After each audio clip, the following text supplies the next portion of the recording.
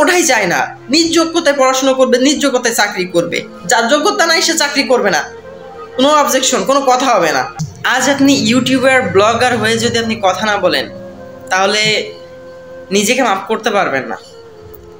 যত বড় বড় ইউটিউবার আছে, ক্ষুদ্র ইউটিউবার আছে, যারা ব্লগার আছে, যে পেশায় আছেন না কেন, যারা অনলাইনে সোশ্যাল মিডিয়ায় কর্ম করে খান, তারা প্লিজ কথা বলুন, এই ওয়ারটাকে থামান। আমরা যেটাকে ছোট মনে করেছিলাম এটা ছোট নয়। মিডিয়ায় যারা আছেন তারা সঠিক নিউজটা পাবলিশ করেন, হয়রানি করেন না। আর অনেকে অনেক ধরনের নিউজ দিয়েছে, বিশেষ করে এখন ন্যাশনাল যে নিউজগুলো দেওয়া হচ্ছে অধিকাংশ ভুল নিউজ দেওয়া হচ্ছে। আহত সংখ্যা অনেক, বলা হচ্ছে অল্প, নিহত হচ্ছে, যে ব্যক্তিটা নিহত হচ্ছে তার সম্পর্কে আমরা কম বেশি জানি বা জানতে পারবো, তার কবরস্থ করা হচ্ছে বা যাই করানো হচ্ছে জানতে পারবো। বাট কেউ ভুল ইনফরমেশন দিচ্ছে 5 জন 10 জন মারা গিয়েছে, আমরা কিন্তু আজ পর্যন্ত 5 জন 10 জন দেখতে পারি নাই। তো যাদেরকে দেখতে পারছি তাদের নিউজগুলো পাবলিশ করা হোক। তবে মৃত্যুবরণ যে করেছে এটা কিন্তু আমরা সবাই জানি। সো কথা বলা অবশ্যই উচিত। 2024 সালে এসে এটা একটা ছোটোখাটো ওয়ার বলতে গেলে চলে, ছোটোখাটো ওয়ার না, বিরাট বড় একটা ওয়ার। কেন বিরাট বড় একটা ওয়ার বলতেছি? কারণ যেখানে আমরা বাঙালিরা হয়ে বাংলায় ভাষাভাষী কথা বলি, আমরা সব কিছু কাঁধে কাঁধ মিলিয়ে চলি, সেই মানুষগুলোই যখন অন্য একজন মানুষের, অর্থাৎ আপনার ভাইয়ের বুকে গুলি ছোড়েন, এরপরে কিন্তু আর ওয়ার হয় না, এর উপরে আর যুদ্ধ হয় না। এটা যে পর্যায়ে বর্তমানে আছে, এটা ন্যাশনাল থেকে ইন্টারন্যাশনাল অবস্থায় চলে যাচ্ছে।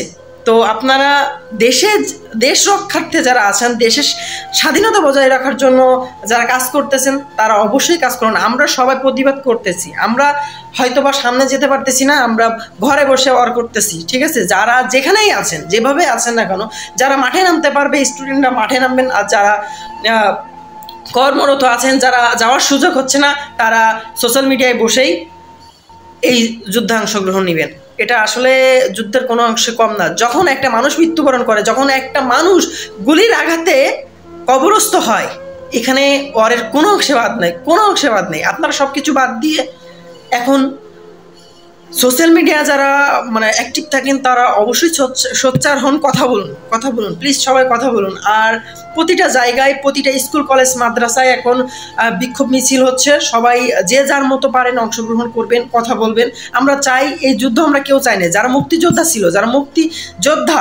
যুদ্ধ করেছে, যারা 1971 সালে যুদ্ধ করে গাজী হয়েছে, তারাও পর্যন্ত চায় না। মিডিয়াতে তারা বলছে আমরা এই ওয়ার চাই না, আমরা কোঠা প্রথা চাই না। আমাদের সময় কোঠা দিয়েছে, আমাদের চাকরি বাকরি শেষ, আমাদের ছেলেমেয়েরা তাদের যোগ্যতায় পড়াশোনা করবে, তাদের যোগ্যতায় চাকরি বাকরি করবে, তাদের কোঠার প্রয়োজন নাই, এই কোঠা বাতিল করুন। তারা পর্যন্ত বলতেছে তারাও এই ওয়ার চায় না। সো গভর্নমেন্টের কাছে রিকোয়েস্ট, গভর্নমেন্টের কাছে বিনীত নিবেদন, আমরা সকলেই বলছি আপনারা এই ওয়ারটাকে বন্ধ করুন, কোঠা প্রথা বাতিল করুন। এই কোঠা আমরা কেউই চাই না, ঠিক আছে? তো সবাই কথা বলুন, আপনার সবাই এগিয়ে আসুন। আমরা কেউই ওর চাই না, আমরা কেউই আর চাই না যে কোনো মায়ের বুক খালি হোক, আমরা কেউ চাই না। আমরা কেউ চাই না হাজার হাজার স্টুডেন্ট, হাজার হাজার মায়ের ছেলেরা হসপিটালে পড়ে থাকুক, হাত পা ভেঙে, তাদের বিভিন্ন শারীরিক অবস্থায়। আমরা এটা কেউই চাই না, কোনো মায়ের চাই না, তার মায়ের কোনো সন্তান, কোনো মা বোন চায় না তাদের লাঞ্ছনার শিকার হোক। তারা রীতিমতো যে হয়রানিটা বা যেটা করতেছে, এটা কোনো অংশে তাদের মানে শারীরিক নির্যাতনের বাইরে কোনো অংশে নাই। আমরা 1971 সালে যেমন দেখেছি যে তাদেরকে নির্যাতন করেছে, তাদেরকে ধর্ষণ করেছে, এটা কোনো অংশে কম নাই। যখন একটা মেয়ের বুকে হাত দেয়, এটা ধর্ষণের কোনো অংশে কম না। সো আমরা সবাই কথা বলবো, যে ব্যক্তি চুপ করে থাকতে পারে, আসলে কি বলবো, তার মানে কিচ্ছু বলার নাই। যে ব্যক্তি নরম সেও কথা বলবে, এটার কথা বলা উচিত, ঠিক আছে? আমরা যখন দেখতেছি, প্রতিটা নিউজ দেখতেছি, চোখ দিয়ে পানি চলে আসতেছে, অটোমেটিক গায়ের লোম খারাপ হয়ে যাচ্ছে। সবাই কথা বলুন।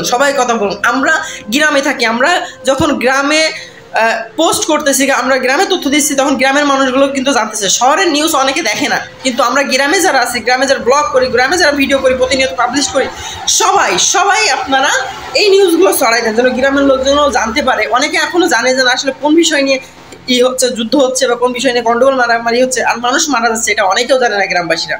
তো সবাই এই বিষয়ে জানাই দেন। প্রয়োজন হলে আজ ছেলে মেয়েরা মাঠে নেমেছে, প্রয়োজন হলে ছেলে মেয়ের বাবারাও মাঠে নামবে। অলরেডি আছে এক বাবাকে দেখেছি, সে বলেছে আমি আমার ছেলে এসেছে, আমি এসেছি, তোমরাও আসো। তোমরা কোথায়? তোমরা আসো। তো আর কথা বলবো না, সবাই এগিয়ে যাবো ইনশাল্লাহ। আমরা এটা থেকে মুক্তি চাই, এই ওয়ার আমরা চাই না। আমরা কোঠা চাই না, কোনো কোঠাই চাই না।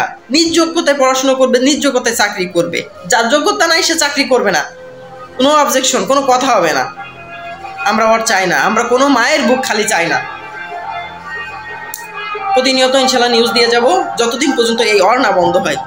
পাশেই থাকবেন, সাথেই থাকবেন, লাইক কমেন্ট শেয়ার করবেন, প্রচুর প্রচুর শেয়ার দেন যেন সবার মাঝে এগুলো ছড়িয়ে পড়ে। আল্লাহ হাফেজ।